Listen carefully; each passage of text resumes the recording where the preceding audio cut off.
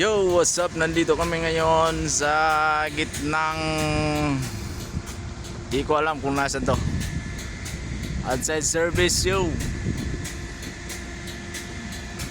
Yan ang service namin. Outside namin.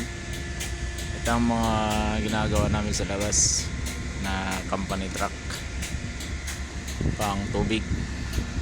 Ito ang mobile service namin.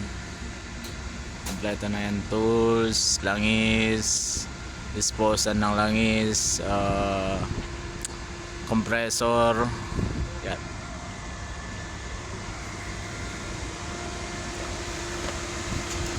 Yan. Engine oil, differential, gear. Kompleto.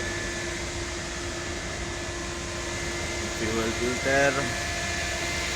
Yung mga dala naming parts, bago, air filter.